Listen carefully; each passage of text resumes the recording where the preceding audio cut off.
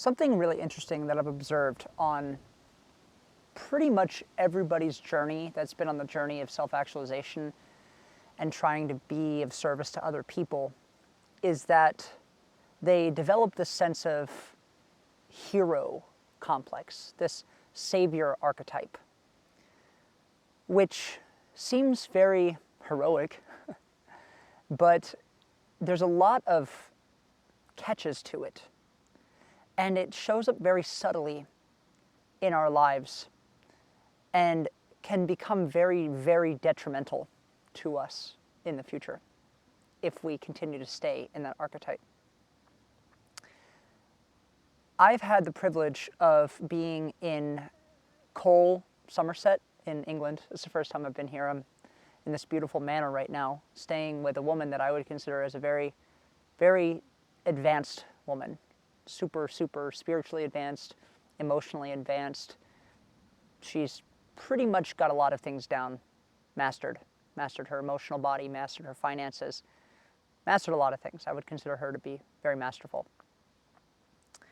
And she said something very interesting to me, and I've been chewing on it, and I wanted to share it with you guys because it's been reflecting in a lot of the way that I've approached my life in the past. I wouldn't say so much anymore, but I've seen tendencies of myself to do this.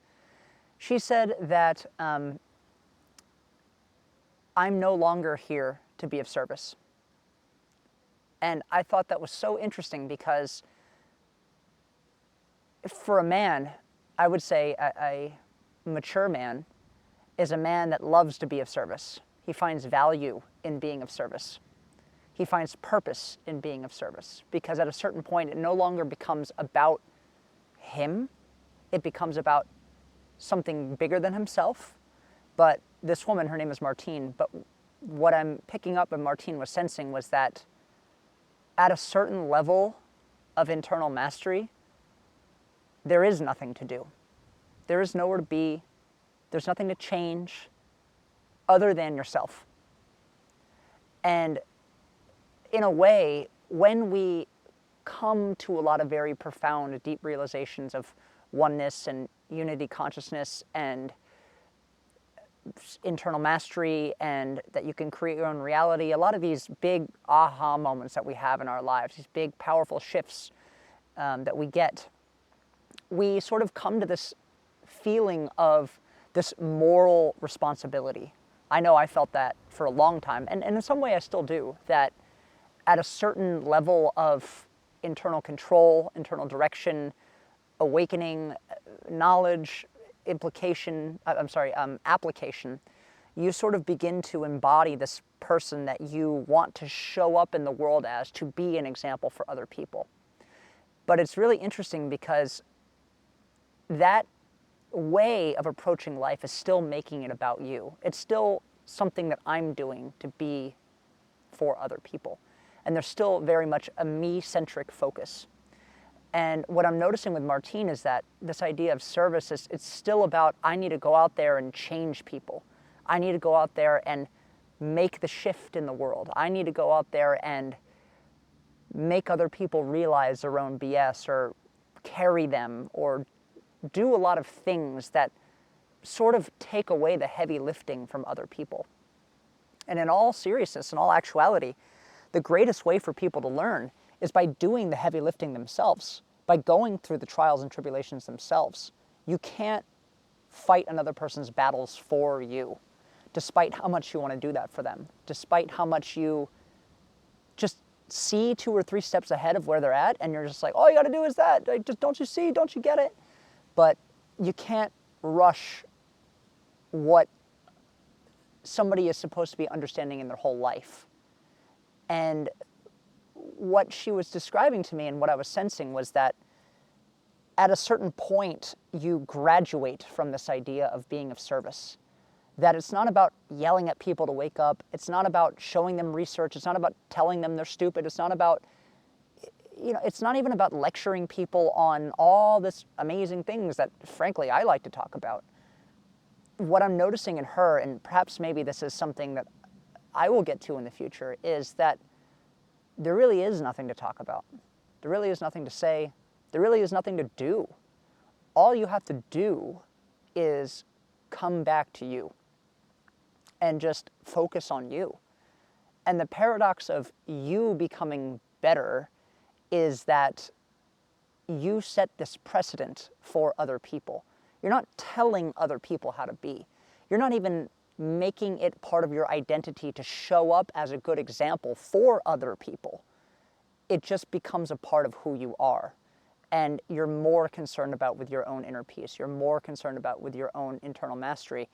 And through the cultivation of those subtle energies, through the cultivation of that lifestyle, you compel those that have the ears to hear and the eyes to see to move towards a higher state of being, towards a more refined maturity, towards a more masterful way of existing and expressing yourself. And she was saying something really interesting to me, that a number of years ago during the COVID stuff, a lot of people were screaming about an alternative narrative of wake up and this is a lie and all that kind of stuff. And in a way, this whole shake the people out of their slumber, that ship has sort of sailed. There's people that get it and there's people that don't get it. And it's not necessarily about that particular thing. It's a grander narrative. A grander narrative that there is darkness in the world. A grander narrative that there is light in the world. A grander narrative that it is a spiritual battle. A grander narrative that you are an integral facet of this ocean of consciousness, and that your internal mastery reflects as a mirror to the rest of the world. And it's not about pointing at the shadow of other people. It's not about pointing at the shadow government. It's not about pointing at the bad stuff. It's not even about telling people how to be. It's just about being the best you that you can be. And the analogy she gave was that the people that got that, the people that have started the journey, the people that have been on the journey for a number of years, they're black belts already.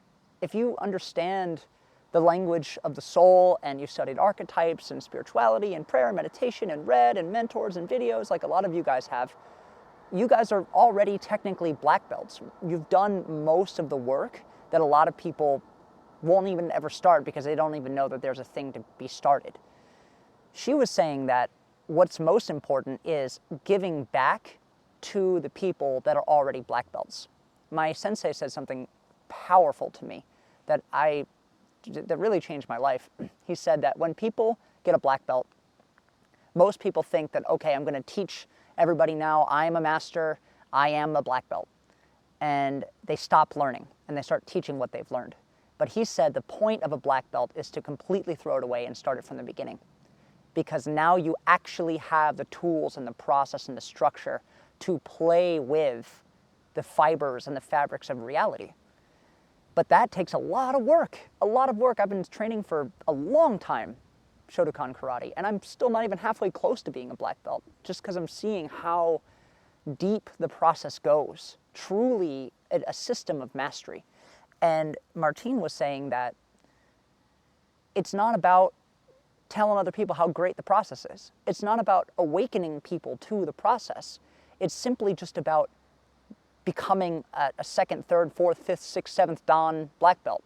So those that don't understand the system, a Dan is like a degree, D-A-N. And so you could be a black belt, but if a black belt goes against a 7th degree black belt, like a grandmaster, who's going to win out, right? So what I realized with being around Martine is that her level of internal mastery creates a field, creates a sort of a vortex in a way that just by being around her, just by talking about these things, just by being in the presence of the sanctuary that she's created in this beautiful home, it already elevates your soul. You don't need to talk about anything. You don't need to do anything. You just need to be around that field of mastery. And if you're sensitive enough to it, it encourages you to elevate yourself. And the shift of service that I realize is the service that somebody that's getting started on the journey that realizes all these things makes it very external. It's about helping people. It's about lifting other people up. the way in which she's approaching it is elevating herself so that as a result of her being a better person, she magnetizes people that are ready for the next step. And she hasn't made anything about helping other people. She's like, yeah, I spent 40 years helping other people, and I realized that I'm not actually here to be of service to other people. I'm just here to be a mastery of myself, which is so paradoxical in a way, because we think that that's somehow selfish, that giving you what you need and elevating yourself to the best version of yourself is somehow making it all about me, me, me, me, me, me, me. But the paradox around that is that at a certain point, it transcends your ego to where it's just like, I'm becoming a vessel for a higher faculty to be awakened within myself. And with that comes a whole host of implications. There's a deeper sense of stillness in your energy body. There's a deeper sense of stillness in your mind. There's a deeper sense of stillness in the mental chatter. You don't need to do anything. You don't need to obsess about anything. That in that stillness, in that nowness, in that internal sanctuary that one can cultivate, comes instantaneously the answer that you need, the steps that you need to take. And it helps create equilibrium for somebody that's straying one way or the other, too much so. It's touching on the Tao, essentially, the Tao that cannot be named. The eternal equilibrium is sort of how I feel it is. And so recognize that if you resonate with this content, that means you're already a black belt. Now, maybe that's egotistical for me to say, but I've been doing this for a long time, and I still have a long way to go. But recognize that if any of this kind of stuff resonates with you at all or interests you, that means that you're on the path and that you are really seeking to be a better person. But try to not get caught in the trap of helping other people and thinking that your purpose is to help other people. And in a way, I'm sort of telling myself that through the video, because there's a whole nother level, there's a whole nother layer of who you can be, who you should be. At least that's how I feel about how I should be.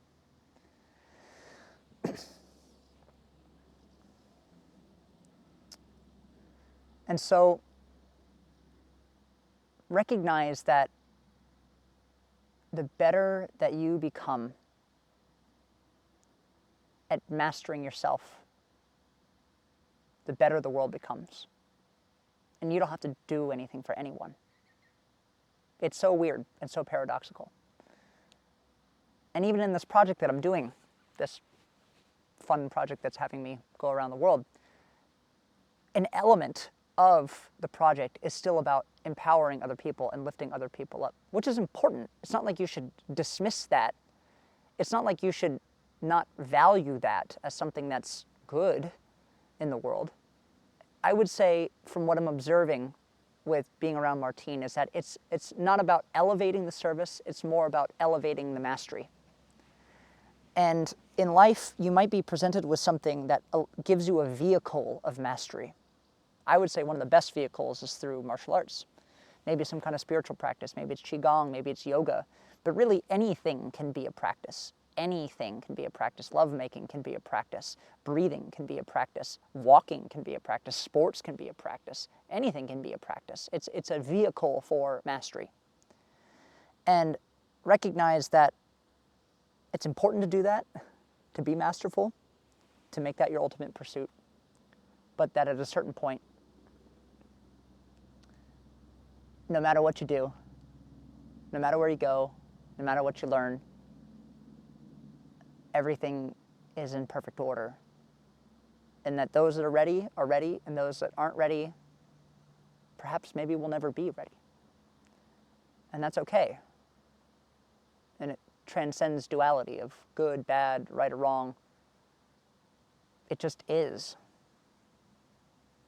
And I guess in that isness state comes a deeper, profound sense of who you are.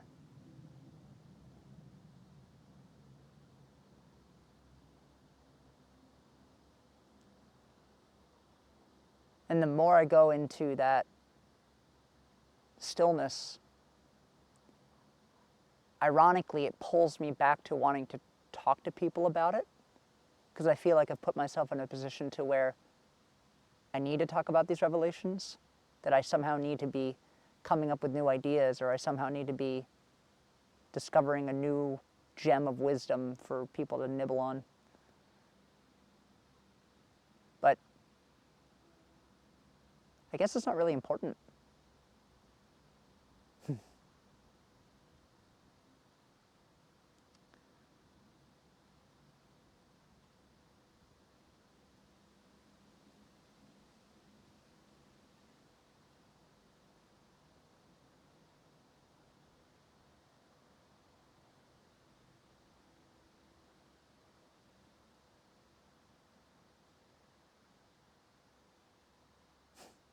It's not really important.